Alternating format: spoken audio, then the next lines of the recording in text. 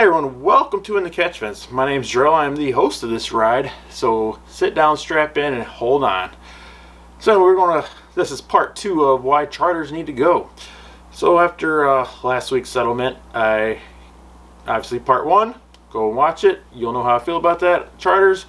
Okay, so Junior came out. Dale Jr. came out and said, charters are going to be $150 million or more. Thank you, Dale, for further proving my point on why charters need to go. So, and once I did a little bit, came across the video which confirms what I thought. The charter is nothing more than a piece of paper that just says, hey, you get to start this race. $150 million just to start a race. That's insane. That's not including starting a team or buying a team, which if you're going to come into this right at this point, you probably have to just buy a team.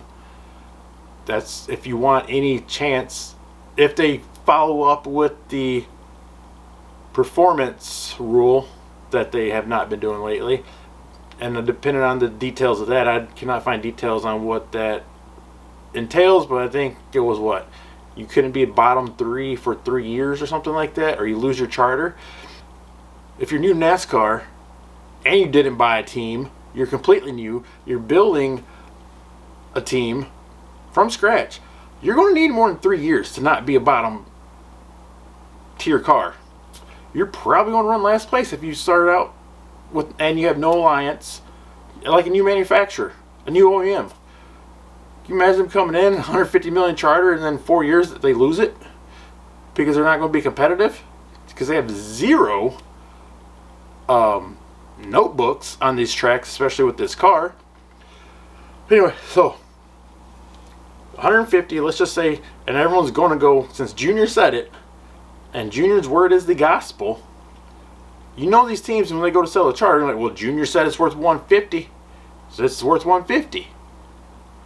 And then it's like a couple years from now, like, well, he said it 5 years ago, so now it's 200.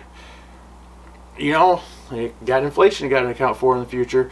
So I don't know how charters are supposed to help grow the sport. Fans, why do we care if they have charters or not? We don't. So let's take 150. I don't know how much it costs to buy a team. I'm sure it's not cheap. Probably, I don't know, I was trying to find, I couldn't find an exact answer. It just kept going to charters. But I'd probably say 20 million, 15 million to buy. And then if you're buying the building on top of it, you're probably looking at 50 million. So you're looking at 200 million. I like easy math here. Let's go 175. No, because that'd be 25 million. Yeah, we go 175 to 200 million just to get into NASCAR without even ever turning a lap or cranking an engine. You're looking at $200 million. Also, you're not looking at guaranteed money. You know, some people say, well, other sports, that's what franchise costs. Guess what? That team, if they don't own their stadium outright, they get part of concessions. I don't know exactly how all the money gets distributed. I guess that would go kind of into the same realm of things, but not exactly, because they have to share that with. All right, and then I'll get back to this. You know, a team gets concessions that they only have to split with the lease owner, or maybe they don't have to. Maybe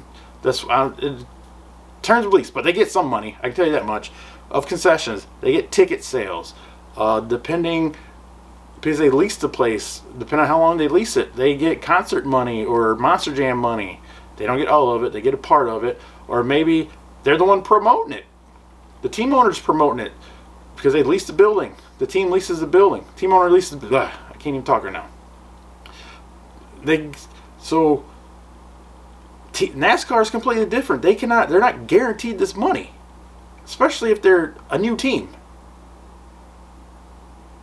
No one's going to buy. I mean, I guess if you somehow get a high-profile driver, which is going to cost a lot more money. So now you got to look at that. You got to look at basically it's $30,000 to take the car off the trailer. I don't know where I saw or heard that, but it's basically, if you run a race, no wrecks, no nothing goes wrong with the car. It just runs, parks, nothing happens, $30,000 minimum. Now you got wrecks that are going to be in there, which brings us to the next part. Trying to be a new OEM, if you get a new driver who's not used to NASCAR, I mean, there's a lot of ifs here, so we don't need to get into all that. This is just about how charters do not help the sport. I mean, if someone else can, I'm open to conversation. Please explain in the comments on why if you believe charters are going to help, please explain, because I'm not seeing how this is going to help bring in, which at this rate, we can only have 4 more OEMs. Or even that, not even that, if a team's done. I mean, some of these older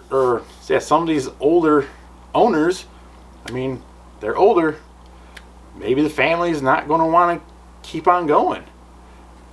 Or they don't want to run another business that is keeping them afloat, so they want to sell, especially now at $150 million. And there's no one that's buying. Then what's this charter going to do then?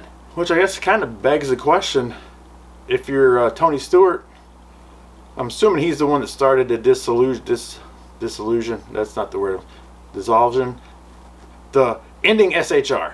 He wanted out of NASCAR, so I'm sure it was him. I mean, obviously had a conversation with Haas, but